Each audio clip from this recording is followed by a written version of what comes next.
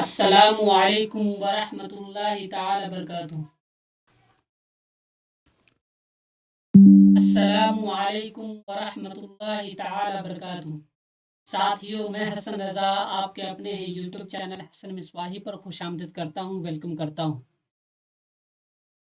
आज हम जानेंगे बिहार स्टेट 2025 नोटिफिकेशन आउट हुआ है, किन किन सब्जेक्ट में परीक्षा लिया जाएगा, कंप्लीट जानकारी इस वीडियो में जानेंगे। कौन कौन इस फॉर्म को भर सकते हैं, फॉर्म भरते वक्त क्या क्या ज़रूरती चीज़ें जो आपको भरनी चाहिए, अगर उसको नहीं भरते तो आपका फॉर्म रिजेक्ट हो जाएगा, वो सारी चीज़ें जानेंगे। तो चलिए वीडियो को आगे बढ़ाते हैं।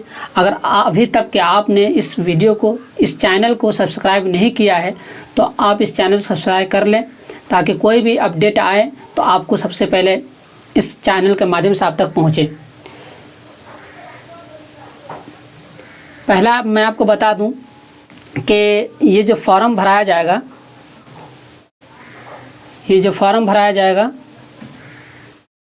11 सितंबर से लेकर के 19 सितंबर तक के आपका फॉर्म भराएगा। आज यानी आज से, जब मैं वीडियो रिकॉर्ड कर रहा हूँ 11 तारीख है, तो ये 11 तारीख से लेकर के 9 सितंबर तक के आपका फॉर्म भराएगा। यानी आज से लेकर के 19 सितंबर तक। एग्ज़ाम कब होगा? तो इसका एग्ज़ाम जो होगा वो 4 अक्टूबर से लेकर के 25 अक्टूबर को होगा। कैसे होगा? तो ये कंप्यूटर बेस्ड होगा, यानी कंप्यूटर पर आपका एग्ज़ाम होगा। तो मैं सभी भाई बहनों से गुजारिश कहना चाहता हूँ कि तैयारी तो आपका सबसे पहले ज़रूरी है, तैयारी अच्छी तरह से कर लीजिए। और तैयारी करने के बाद कम से कम अपने एग्ज़ाम से 2 दिन पहले ये देखिएगा कि किसी कंप्यूटर पर या लैपटॉप पर आप मॉक टेस्ट दे लीजिएगा। मॉक टेस्ट देने से फ़ायदा ये होगा कि आपकी स्पीड बढ़ जाएगी कि हमको कैसे कैसे चलाना है। कभी कभी ऐसा होता है कि किसी को चलाना ही नहीं आता है कंप्यूटर या लैपटॉप, और हालांकि उसकी तैयारी बहुत है, तो उस समय आपको बहुत दिक्कत कर जाएगी। इसलिए आप इस चीज़ पर ध्यान दीजिएगा कि तैयारी करने के बाद 2 चीज़ कम से कम दे दीजिएगा, ताकि आपको कंप्यूटर, जिनको नहीं आता है उनके बारे में, जिनको आता है तो अपनी तैयारी पर ध्यान देंगे, तो उनके लिए ज़रूरी है कि पहले 2 दिन पहले कंप्यूटर पर मॉक टेस्ट दे लीजिएगा, ताकि आपको वहाँ पर दिक्कत वगैरह ना हो। ठीक है, ये बात हो गई। अब आगे देखिए, जो नोटिफिकेशन है उसके बारे में बताता हूँ मैं। आइए मैं आपको पूरा ये दिखाता हूँ। यहाँ पर आपको साफ नहीं दिखेगा, ये PDF मैं आपको टेलीग्राम पर शेयर कर दूंगा, वहाँ से आप पढ़ सकते हैं। फिर भी मैं पढ़ कर सुना देता हूँ। पात्रता परीक्षा, यहाँ से देखेंगे, यहाँ से देखिए, 1 मिनट, यहाँ से देखिए, पात्रता परीक्षा के प्रश्न बहुविकल्पीय होंगे। मतलब क्या हुआ? बहुविकल्पीय होंगे यानी इसके ऑप्शन सारे होंगे। 4 ऑप्शन रहते हैं, जैसा कि मालूम है 4 ऑप्शन रहते हैं। प्रत्येक प्रश्न 1 अंक का होगा, यानी जितने सवालात होंगे ना, यानी 150 सवालात रहते हैं, 150 सवालात रहते हैं, तो 150 हर एक प्रश्न कितने का नंबर का होगा? 1 नंबर का होगा। ठीक, ये जान गए। नेगेटिव मार्किंग नहीं होगा, यानी अगर आप सवाल गलत भी कर रहे हैं ना तो उसका आप नंबर नहीं काटेगा आपको। जैसे कि 150 नंबर होगा, उसमें से आपने 70 सही कर लिया, कितने? 70 120 मानते हैं, 70 क्यों, 120 सही किए, 30 गलत कर दिए, तो इस 30 जो गलत किए हैं इसका आपको नंबर नहीं काटेगा। ठीक, आपका 20 में 20, आप 120 नंबर आएगा ही आएगा। इतनी बात समझ गए? अब आगे देखिए, ये जो है पहला पेपर, स्टेट वाला पहला पेपर, मतलब ये कि यानी 9th 10th वालों के लिए। ठीक, 9th 10th वालों के लिए पहला पेपर। पहला पेपर में क्या क्या है? तो हिंदी है, उर्दू है, बंगला है, मैथिली है, संस्कृत है, अरबी है, फारसी है, भोजपुरी है, अंग्रेज़ी है, गणित है, विज्ञान है, सामाजिक विज्ञान है। ये सारे विषय हैं और सारे विषय दिया गया है। तो ये सारी चीज़ें हैं। सबसे अहम बात इसमें ये है कि यहाँ पर आप देखेंगे, इसको आप देखिए, इसमें जो अहम बात है वो देखिए, विषय समूह में कम से कम 50, ये देखिए, विषय समूह में कम से कम 50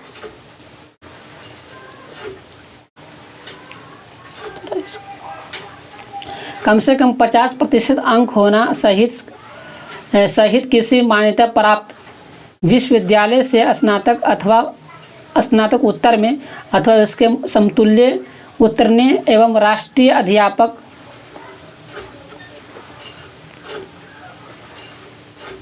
मान्यता प्राप्त संस्थान से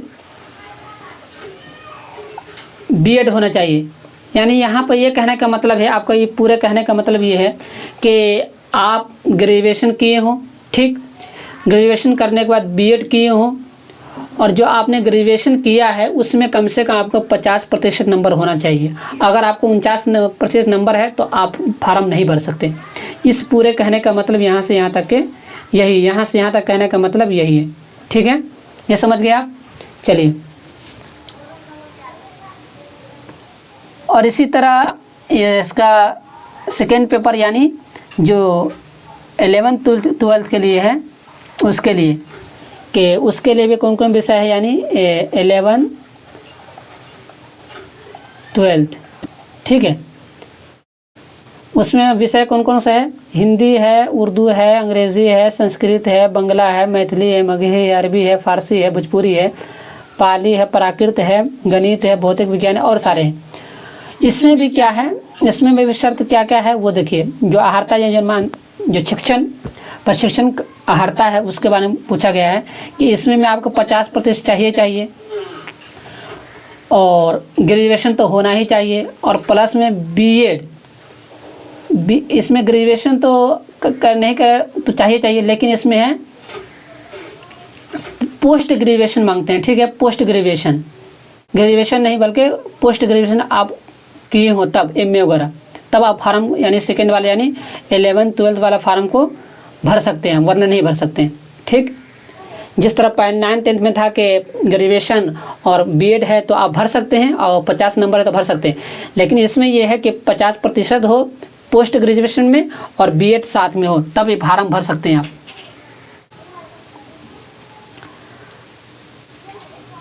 अब ये देखिए जो यहाँ पर है, यानी अब मान लीजिए कोई बच्चा होगा, जो कोई स्टूडेंट होगा, फिजिक्स सब्जेक्ट होगा उनका, तो फिजिक्स के साथ किसका कॉम्प्रोमाइज़ होता है और उसके फिजिक्स का कौन सा सब्जेक्ट और पढ़े होंगे, उनके साथ ये सारे सब्जेक्ट वगैरह है वो देख लेंगे आप।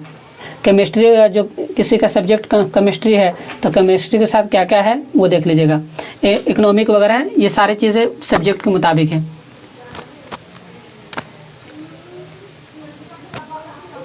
यहाँ पर देखिए एक चीज़ यहाँ पर है, यहाँ पर जो दिया है 150, मतलब ये है कि आपका जो सवाल होगा 150 नंबर का होगा।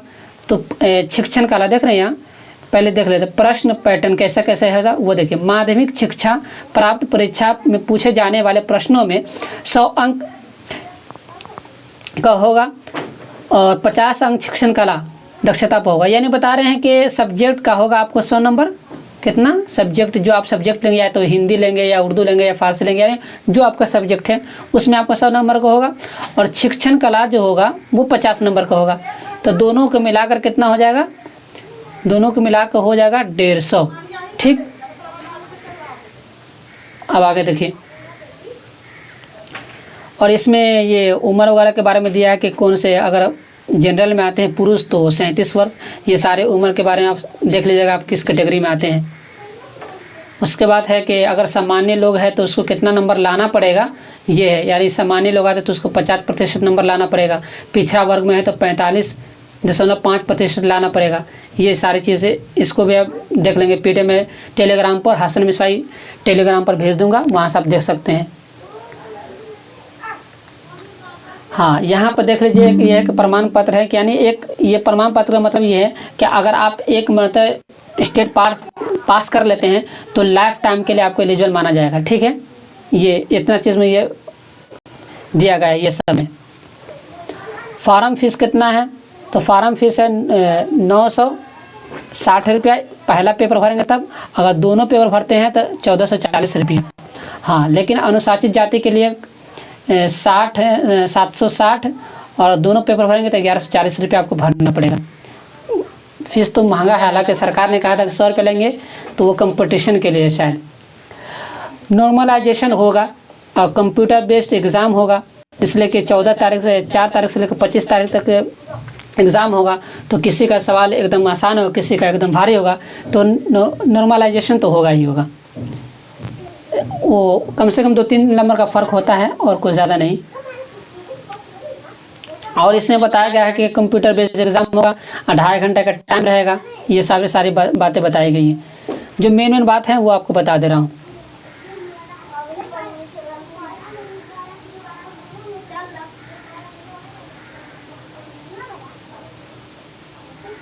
ये देखिए, सबसे अहम जो बात है वो ये देखिए, प्रमाण पत्रों को अपलोड करना।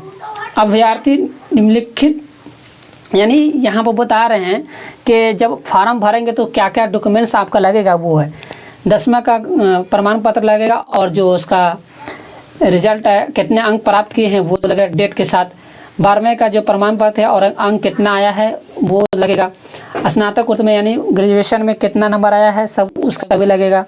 पोस्ट ग्रेजुएशन में कितना नंबर आया है, उसका अंक कितना आया है वो लगेगा आपको। बीएड में कितना आया है, वो सारी चीज़ें, यानी जितने चीज़ें आपने की है ये सारी चीज़ें आप अच्छे से दे दीजिएगा और फॉर्म भर दीजिएगा। एक चीज़ और मैं आपको बता दूं कि फ़ोटो बोला गया कि 6 महीना से इधर ही हो, यानी 6 महीना के अंदर अगर फ़ोटो है तो आप करिएगा, वरना दिक्कत आ सकती है। इसलिए मैं आपको एक मशवरा देता हूं कि आप नया से फ़ोटो खिंचवा लीजिए ताकि फॉर्म भरने में कोई दिक्कत ना हो।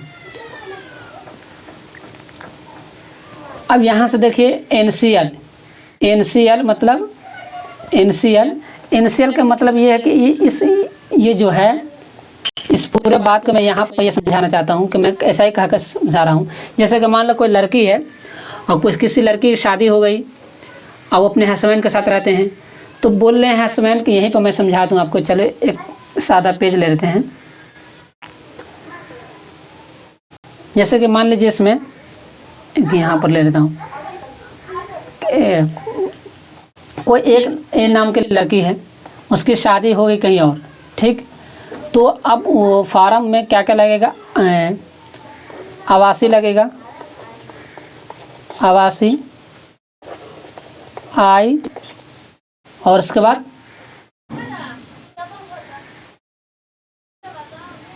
जाति, ठीक। ये तीनों चीज़ें। अब ये दोनों जो है ये पति की तरफ से, यानी जिसके साथ शादी हुआ है वो वाला डालेंगे, लेकिन जाति जो है ये अपने पिता वाला डालेंगे, ठीक है।